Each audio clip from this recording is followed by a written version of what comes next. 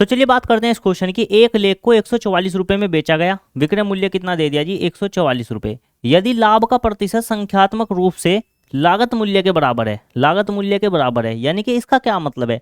देखिए जब लाभ का जो प्रतिशत है उसका जो संख्यात्मक मान है वो लागत मूल्य के बराबर है, इसका मतलब क्या है कि क्रय मूल्य का जो मान है, मान लिया क्रय मूल्य कितना है x रुपए, तो लाभ जो है, लाभ भी कितना है, लाभ भी है x% का लाभ है। ठीक है जी, तो इस तरीके से आप इसको कैलकुलेट कर सकते हैं। ठीक है, अब हमसे पूछा क्या गया है, तो बताओ लेख की लागत मूल्य क्या है, यानी कि मुझे इस x का मान निकालना है। देखिए मैं इसको बिल्कुल बेसिक से आपको समझाता हूँ।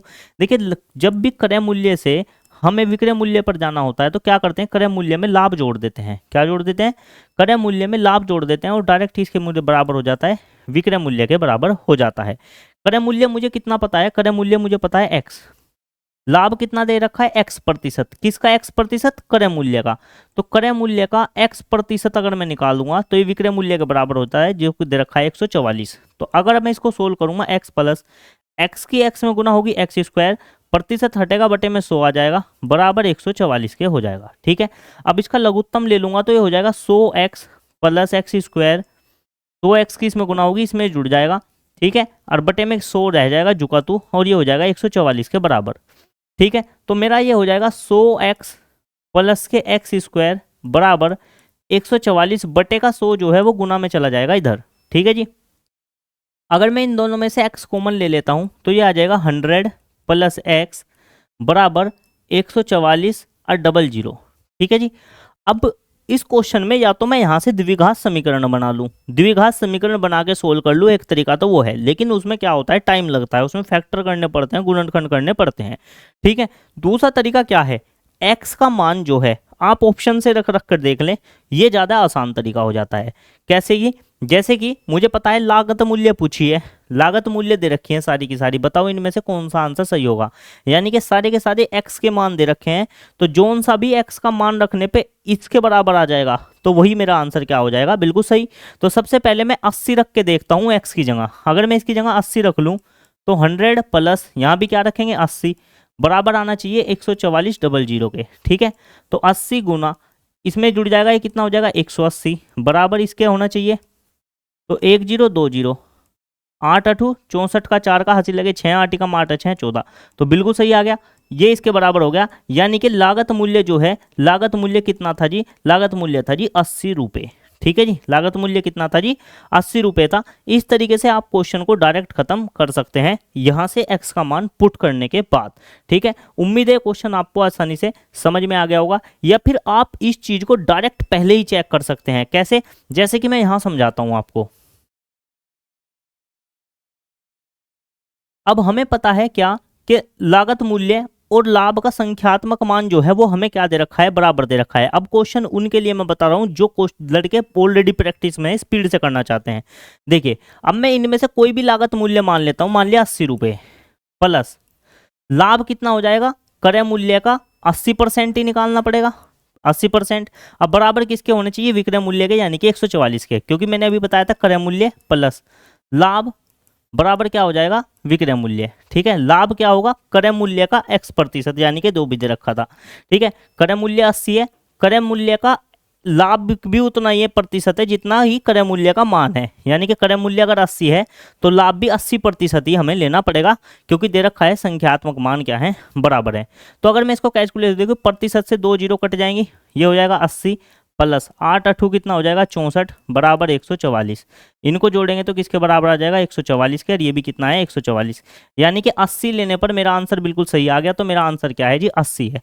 अगर पहले ऑप्शन से ना आता मैं दूसरा ट्राई करता, दूसरे ना तीसरा, तीसरा ना आता चौथा ट्राई करता, चारों में से एक आंसर मेरा सही आता, लेकिन उस प्रोसीजर से ना ये काफ़ी आसान पड़ जाता है ऑप्शन रखने के बाद। क्योंकि क्या दे रखा है, देखिए अगर क्रय मूल्य x है तो लाभ का जो प्रतिशत है वो भी कितना है x%, तो मुझे पता है करना तो मुझे ऐसे ही पड़ेगा ना विक्रय मूल्य के। तो मैं x का मान यहाँ से रख के देख लिया, मैंने यहीं पे x का मान रख के देख लिया। मैंने x का मान यहाँ पे जब रखा तो 80 प्लस 80 का 80% बराबर 144 के, प्रतिशत से 2 जीरो कट गई, तो 80 प्लस 8 8 64 बराबर 144, तो 144 बराबर 144, यानी कि सेटिस्फाई हो गया 80 रखने पर। x का मान 80 रखने पर इक्वेशन क्या हो गई, सेटिस्फाई हो गई, विक्रय मूल्य 144 ही आ गया। तो इसका मतलब x का मान 144, x का मान सॉरी हमारा 80 ही था। ठीक है, तो उम्मीद है क्वेश्चन आपको समझ में आया होगा, दोनों तरीके समझ में आए होंगे, बेसिक तरीके से कैसे करते हैं ये भी समझ में आ गया होगा, और एडवांस तरीके से पेपर में आपको किस तरीके से करना है ये भी आपको समझ में आ गया होगा। अगले क्वेश्चन की अगर मैं बात करता हूँ तो अगला क्वेश्चन क्या है कि एक निर्माणकर्ता 50% के लाभ के लिए एक थोक विक्रेता को 1 लेख बेचता है, जो बदले में खुरदरा विक्रेता को 20% के लाभ पर 3600 रुपये में बेचता है। देखिए जब भी इस तरह का क्वेश्चन आता है तो हम कैसे करते हैं, मान लो एक निर्माता ने कोई वस्तु x रुपए की बनाई थी, ठीक है, उस पर 50% का लाभ लिया।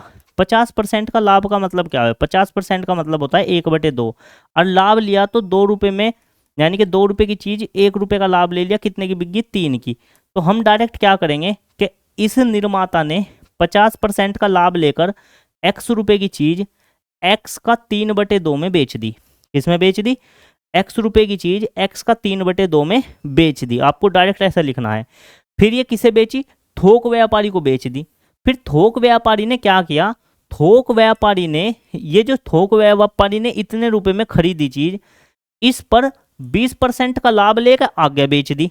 तो 20% का लाभ कितना होता है जी, 20% का मतलब होता है 1/5, और लाभ की बात हो रही है तो 5 रुपये से 1 जुड़ेगा तो कितना हो जाएगा, 6/5। ठीक है, अब एक बात देखिए, निर्माता ने थोक व्यापारी को बेची कितने की, x का 3/2 की, ठीक है, x का 3/2 की। फिर थोक व्यापारी ने 20% का लाभ लेके आगे बेच दी, तो 20% का मतलब है 6/5, यानी कि थोक व्यापारी ने इतने रुपए की खरीदी थी और इस पे 6/5 का क्या ले लिया, लाभ ले लिया, और लाभ लेने के बाद बेच कितने की दी, 3600 रुपए की बेच दी। 20% का लाभ लेने के बाद, देखिए जब भी मैं परसेंटेज तोड़ के लाभ या हानि जोड़ के लिखता हूं तो मैं डायरेक्ट विक्रय मूल्य लिख रहा हूं। जैसे मैंने इसका 50% को लिखा था 3/2, यानी कि मैं डायरेक्ट विक्रय मूल्य लिख रहा हूं कि निर्माता ने थोक व्यापारी को किस रेट पे बेची। तो किस पे बेची जी, निर्माता ने थोक व्यापारी को इतने रुपए में बेच दी, या मैं कहूँ थोक व्यापारी ने निर्माता से इतने रुपए में खरीद ली। ठीक है, फिर उस थोक वाले ने क्या किया, थोक वाले ने इस पे 20% का लाभ लेकर आगे बेच दी। तो 20% का लाभ लेकर डायरेक्ट कितने में बेची, 6/5 में। जितने की खरीदी थी इसका 6/5 में आगे को बेच दी। तो अब इस क्वेश्चन को इस तरीके से सोल्व करते हैं। देखिए अगर मैं इसको काट लूँ, 2 × 2, 2 × 3 = 6, 3 की 3 में गुना हो जाएगी, ये हो जाएगा x का 9/5 बराबर 3600। देखिए गुना में जब सारी चीज होती हैं तो ऊपर की चीज से ऊपर की चीज बराबर के तरफ, बराबर के दोनों ओर ऊपर से ऊपर कट जाती है। तो 9 चौक 36, तो इधर कितना बच गया, 400। ठीक है, ये 5 इधर ऊपर चला जाएगा गुना में, तो x का मान आ जाएगा 400 × 5, यानी कि x का मान कितना आ जाएगा, 2000 रुपये। यानी कि वो वस्तु जो थी वो निर्माता ने कितने रुपए की बनाई थी, 2000 रुपये की बनाई थी। ठीक है, फिर इस 2000 रुपये पे 50% का लाभ लेके थोक विक्रेता को बेची। थोक विक्रेता ने इस पे 20% का लाभ लेके आगे कितने में बेच दी, 3600 रुपये में बेच दी। उम्मीद है क्वेश्चन आपको आसानी से समझ में आ गया होगा। अगले क्वेश्चन की अगर मैं बात करता हूँ तो अगला क्वेश्चन क्या है कि एक दुकानदार किसी वस्तु को क्रय मूल्य के 40% की बढ़ोतरी करके उसके अंकित मूल्य करने के पश्चात उसकी बिक्री के लिए अंकित मूल्य पर 40% की छूट देता है, तो उसे होने वाले कुल प्रतिशत के लाभ या हानि ज्ञात करें। देखिए जब एक वस्तु पर पहले 40% बढ़ाया गया, फिर उस पर 40% की छूट दे दी गई, ठीक है, तो इस तरीके से हमेशा क्या होता है, नुकसान होता है। और नुकसान किस चीज़ का होता है, x²/100% का नुकसान होता है। ऐसे केस में हमेशा क्या होती है, हानि होती है। ठीक है जी, तो x² की जगह हम क्या रख देंगे, 46 की घात 2/100% की हानि। अब 46 का आपको वर्ग निकालना है, 46 का आपको वर्ग निकालना है। वर्ग निकालने के कई सारे तरीके, पिछली वीडियो में मैंने आपको एक तरीका बताया था। दूसरा तरीका क्या हो सकता है, देखिए 46 जो है 50 के पास है, 50 से कितना कम है, 4 कम है। तो जब भी 50 के आसपास चीज हो तो उनका जब वर्ग किया जाता है तो उनका वर्ग 25 से शुरू होता है। कितने से शुरू होता है, 25 से। अब मैं क्या करूंगा, तो देखिए जब 50 से कितना कम है, 50 से 4 कम है, तो मैं 25 में से 4 घटा दूंगा। 25 में से 4 जाके कितने बचे, 21। और फिर जितना कम है, कितना कम है, 4, 4 का वर्ग कर दो। 4 का वर्ग कितना होता है, 16। तो यानी कि 46 का जो वर्ग है वो कितना हो गया, 2116। 46 का वर्ग कितना हो गया, 2116 बटे में 100% का निशान हानि आ गई। 2 अंक बाद दशमलव लगाएंगे तो 21.16% की क्या हो गई, हानि हो गई। आंसर हो जाएगा ऑप्शन नंबर डी। तो ये वर्ग करने का तरीका आपको कैसा लगा? क्या आप ऐसे तरीके को पहले से जानते थे या नहीं, ये आप मुझे कमेंट करके बताएं। अगर आप इस तरीके को नहीं समझ पाए हैं तो दूसरा तरीका क्या हो सकता है, जैसे मुझे 46 का वर्ग निकालना है, मैं 46 का ये ए मान लेता हूँ, ये बी, तो आपको ऐसे करना है ए स्क्वायर 2ab बी स्क्वायर, ठीक है जी। बी की जगह 6 का मान रखेंगे तो 6 की घात 2 कितना हो जाएगा, 36, 36 का 6 रहेगा, हासिल को कितने लग जाएंगे, 3। फिर हमें करना है ए की बी में गुना करके 2 में गुना करनी है, जैसे 6 चौक 24 और 24 दूनी 48, 48 में 3 हासिल के जोड़ेंगे, 48 49 50 51, 51 का आ जाएगा 1, हासिल को लग जाएंगे फिर 5, हासिल को कितने लग जाएंगे, 5। अब हम आगे इस चीज पे ए की घात 2 यानी कि 4 की घात 2, 4 का वर्ग कितना होता है, 16, 16 में अगर मैं 5 जोड़ूं तो कितना हो जाएगा, 21, तो 46 का वर्ग कितना हो जाएगा, 2116 हो जाएगा। इस तरीके से भी आप इसको निकाल सकते हैं वर्ग को, ठीक है। तो उम्मीद है क्वेश्चन आपको समझ में आ गया होगा, डायरेक्ट करने का बढ़िया शानदार तरीका है ये, ठीक है। अगले क्वेश्चन की अगर मैं बात करता हूं तो चलिए बात करते हैं अगले क्वेश्चन की। क्या क्वेश्चन है, जीवा ने 18 रुपये 50 पैसे प्रति किलोग्राम की दर से 30 किलोग्राम जो चावल हैं वो खरीदे, फिर 20 किलोग्राम चावल जो है 23 रुपये 50 पैसे प्रति किलोग्राम की दर से खरीदे। इन दोनों चावल को आपस में मिला दिया गया और 45% का लाभ लेकर, अगर 45% का लाभ कमाना है तो उसे मिश्रण को जो है कितने रुपए प्रति किलो बेचना पड़ेगा। तो सबसे पहले इसमें हमें निकालना पड़ेगा कि मिश्रण का औसत लागत मूल्य कितना रहा, कि कुछ किलो गेहूं 18 रुपये 50 पैसे की दर से खरीदे, कुछ खरीदे 23 रुपये 50 पैसे, तो इनका एक एवरेज मूल्य निकाल दो कि एवरेज मूल्य कितना पड़ा। तो इसके लिए हम मिश्रण का प्रयोग करेंगे, सबसे आसान तरीका मिश्रण वाला इस क्वेश्चन को करने का हो सकता है। कैसे, देखिए वैसे तो कई सारे तरीके हैं, इसको हम इस वाले चैप्टर के तरीके से भी कर सकते हैं। औसत मूल्य निकालने के लिए पहले निकालेंगे कुल मूल्य बटे कुल कितना वजन था, कुल कितना चावल था, क्या कितनी मात्रा थी, तो कुल मूल्य बटे कुल मात्रा निकाल देंगे, उस तरीके से इसका औसत मूल्य निकल जाएगा, एक तरीका। दूसरा तरीका क्या है, हम इसे एवरेज वाले औसत वाले चैप्टर से भी इसको निकाल सकते हैं। तीसरा तरीका मिश्रण वाला होता है, बेहद आसान होता है, उससे हम इसको कैलकुलेशन करेंगे। देखो सबसे पहले क्या दे रखा है, एक चावल का मूल्य 18 रुपये 50 पैसे है, दूसरे का कितना है 23 रुपये 50 पैसे, ठीक है। इन दोनों को आपस में मिला दिया गया और मिश्रण का मूल्य मुझे बीच वाला निकालना है, ठीक है। 18 रुपये 50 पैसे वाले कितने चावल थे भाई, ये थे 30 किलो चावल, और 23 रुपये 50 पैसे वाले कितने चावल थे, ये थे जी 20 किलो चावल। देखिए जीरो से कट गई जीरो, इनका अनुपात आ गया 3:2, ठीक है। तो मैंने एक चीज़ आपको बताई थी, अगर आपने मेरे से पढ़ा होगा या नहीं भी पढ़ा तो मैं आपको अब बता देता हूँ क्या होता है। इन दोनों का जो अंतर होता है वो अनुपात के जोड़ के बराबर होता है। अनुपात का जोड़ कितना है, 3 और 2 5, तो 5 यूनिट का मान इन दोनों के अंतर के बराबर है। इन दोनों का अंतर भी कितना हो जाएगा, 18 5 23, 5 हो जाएगा, घटा के देख लेना आप, इसका अंतर कितना आएगा 5, तो इसका मतलब है 5 से कट जाएगा 5, तो 1 यूनिट का मान कितना आ गया 1। अगर 1 यूनिट का मान 1 आ गया तो 2 में 1 की गुना करेंगे तो 2 में 1 की गुना करेंगे तो यहाँ 2 रह जाएगा, 3 में 1 की गुना करेंगे तो यहाँ 3 रह जाएगा। अब दो तरीके हैं, या तो बड़े वाले में से 3 घटा दो या छोटे वाले में 2 जोड़ दो, तो हमें बीच की वैल्यू पता चल जाएगी। तो 18 में 2 जोड़ दूँ तो इसका मान आ जाएगा 20.50, यानी कि जब इन चावलों को आपस में मिलाया गया तो इनका जो औसत मूल्य पड़ा हमें वो कितना पड़ा, 20 रुपये 50 पैसे प्रति किलोग्राम। तो हमें औसत मूल्य कितना पड़ गया, इसका औसत मूल्य कितना पड़ गया, 20 रुपये 50 पैसे। अब इस 20 रुपये 50 पैसे पर हमें 45% का लाभ लेके चीज़ को आगे बेचना है। तो अगर मैं कहूँ कि देखो 20 रुपये 50 पैसे पर 45% का लाभ लेके बेचना है, तो मैंने डायरेक्ट बताया था विक्रय मूल्य निकालने का तरीका, पहले 45% को भिन्न में तोड़ दो, तो 5 नम 45, 5 दूनी 10, 9/20। अब लाभ लेके बेचना है तो जोड़ देंगे, तो यानी कि ये हो जाएगा 20 में 9 जुड़ेंगे 29/20, कितना हो जाएगा 29/20। तो इसका डायरेक्ट क्या निकाल दो, 29/20 निकाल दो। तो जब हम गुना करेंगे, देखिए पहली बात तो पॉइंट हटाएंगे, बटे में कितनी आ जाएंगी, 2 जीरो आ जाएंगे, 1 जीरो से कटिए 1 जीरो, तो ऊपर कितना बच गया 205 गुना 29 बटे कितना आ गया 200, ये आ गया। अब 29 का पहाड़ा आता हो तो 29 का पहाड़ा पढ़ लो, 29 पंजे कितना होता है ये निकाल दो, 29 पंजे कितना होता है, 9 पंजे 45, हासिल लगे 4, 5 दूनी 10 और 4 14, 29 पंजे होता है 145। 145 में से देखिए इधर क्या है, जीरो है, तो 45 तो रह जाएगा जुका तू, कितना जाएगा हासिल में 1, तो 29 दूनी 58 होता है, 58 में 1 जुड़ेगा तो कितना हो जाएगा 59। ये हो जाएगा। ठीक है, बटे में कितना बचा है 200। ठीक है, तो 2 से भाग करके देखते हैं कितना आएगा। या एक काम करेंगे, बटे में 2 जीरो है, 2 अंक बाद आ जाएगी यहाँ से, ये हटेगी तो यहाँ आ जाएगी दशमलव, ये हो जाएगा 59.45/2। अब 2 से इसे मैं काट दूँ तो 2 दूनी 4, बचा कितना 1, 2 नम 18। ऐसा आंसर देखो जिसमें 29 आया हो, तो कौन से आंसर में आया 29, ये रहा, ऑप्शन नंबर सी आंसर हो जाएगा बिल्कुल एग्जैक्ट। तो जरूरी नहीं है कि पूरी पॉइंटों में कैलकुलेशन करने की जरूरत है, डायरेक्ट आप इस तरीके से भी आंसर लगा सकते हैं। उम्मीद है क्वेश्चन आपको समझ में आया होगा। क्वेश्चन थोड़ा कैलकुलेटिव है, वीडियो को रोक के थोड़ा सा पीछे करके दोबारा एक बार फिर से देख लीजिएगा किस तरीके से क्वेश्चन किया है। इसके 3 से 4 तरीके क्वेश्चन को सोल्व करने के हो सकते हैं, मैंने आपको वो बताया है जो बिल्कुल बेहद आसान तरीके से आप क्वेश्चन को करके आएँ। ठीक है, अगले क्वेश्चन की अगर मैं बात करता हूँ तो अगला क्वेश्चन क्या होने वाला है। एक व्यक्ति एक घड़ी और एक कैलकुलेटर समान मूल्य पर बेचता है, उसे घड़ी पर 15% का लाभ और कैलकुलेटर पर 15% की हानि होती है।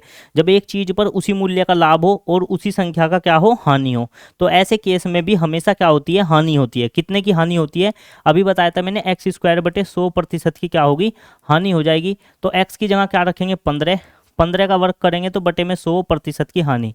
देखिए अपनी क्लास में 2 से 3 मेथड में हर क्वेश्चन के समझाता हूँ, इस वजह से समझाता हूँ, एक मेथड आप भूल जाएं तो दूसरे से पेपर में करके आ जाएं। ठीक है, कई बार शॉर्टकट तरीके जो होते हैं वो पेपर में भूल जाते हैं लोग, तो कम से कम बेसिक इतना अच्छे से पढ़ के जाओ कि अगर शॉर्टकट भूल जाओ तो आप लॉन्ग तरीके से करके आ जाओ क्वेश्चन को, क्वेश्चन आपका ना छूटे। तो वे सब चीज़ें बेसिक क्लास में ही संभव हो पाती हैं जो कि हम ऑफलाइन में अपनी पढ़ाते हैं। आपके लिए भी बेसिक बैच जल्दी से लेकर आएंगे ऑनलाइन वालों के लिए। ठीक है, फिलहाल बेसिक बैच चल रहा है, आसपास के जो भी बच्चे ज्वाइन करना चाहते हैं कर सकते हैं। ठीक है, तो 15 का वर्ग कितना हो जाए 225 होता है, बटे में कितना आ जाएगा 100% की हानि। तो बटे में कितनी जीरो आ गई है, 2 जीरो, 2 अंक बाद दशमलव आ जाएगी, यानी कि आंसर आ जाएगा 2.25% की हानि।